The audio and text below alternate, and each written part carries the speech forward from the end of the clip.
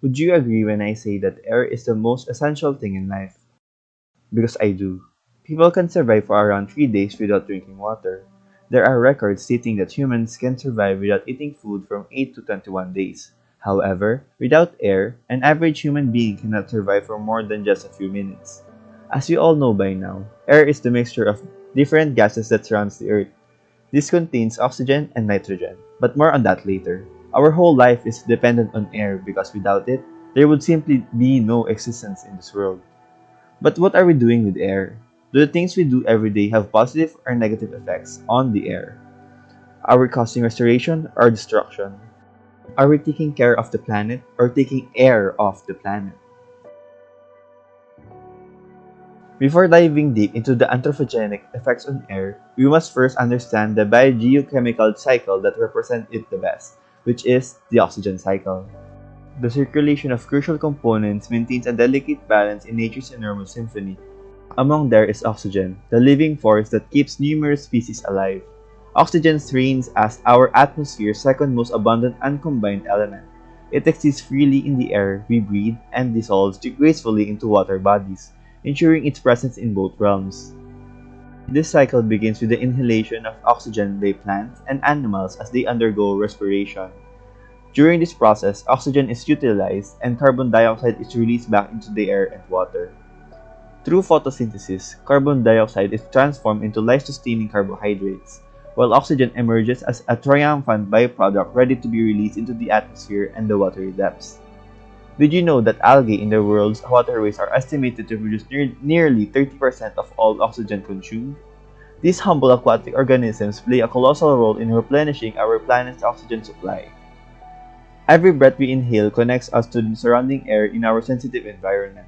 But what happens if the air we draw becomes contaminated? Pollution enters the Earth's atmosphere in various ways, leaving no corner of our planet untouched. The most significant contributors to air pollution are the very beings who call this Earth home: human. From factories belching smoke, cars pumping out excess fumes, airplanes soaring through the sky, all of these activities cause dangerous chemicals to be released into the air we breathe.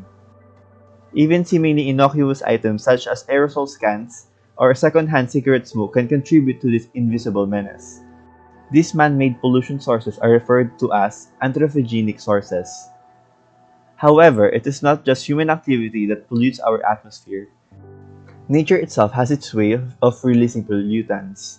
Smoke billowing from raging wildfires or ash spewing from volcanic eruptions reminds us that some air pollution occurs naturally. We classify these as natural sources.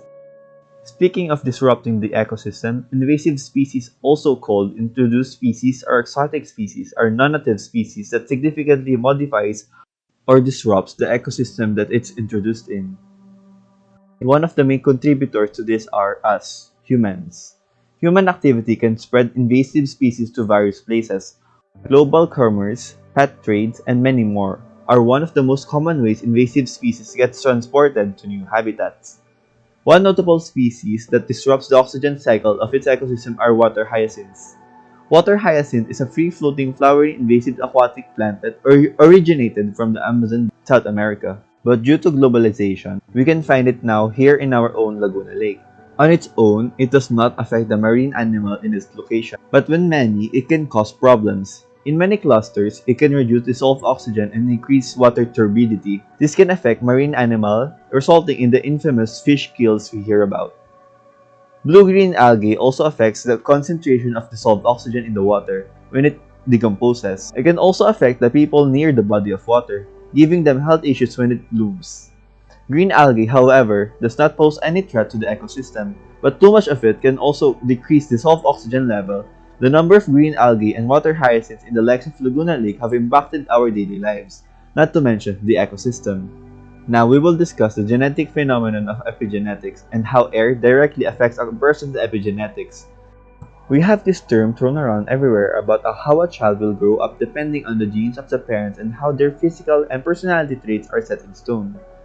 There is also this debate about the outcome of a child where they repeat of nature, which means the genetic trait that a child will have versus the nurture, which is how a child is taken care of when they're young.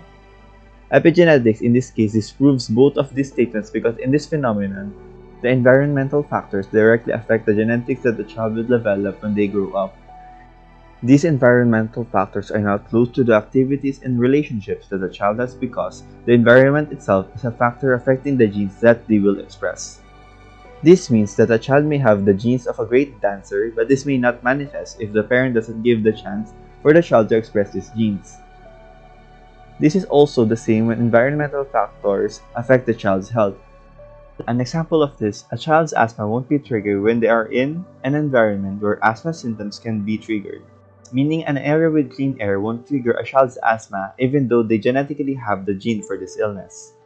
This is how epigenetics can cause sickness to children without the genetic codes when they are in an environment with unhealthy air. This should be a call to action because when this cycle starts, there will be more cases of people having air-related diseases.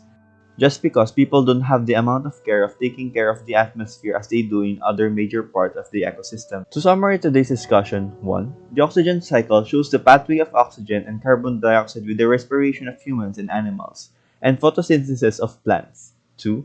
Anthropogenic effects can be divided into two, man-made and natural. 3. Invasive species are species that are not native to the ecosystem, hence, it disrupts and invades the overall environment. 4. Epigenetic is a rising area of science and research that discuss the interaction between environmental influences, children's experience, and their gene expression. With that said, the air is just more than what we breathe. It keeps us alive and it affects our lifestyle and overall growth. However, since the air is easily accessed, we tend to take it for granted.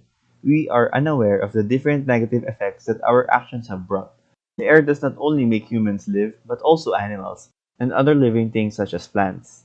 With that, it is important we take care of the air for our well-being and quality of life.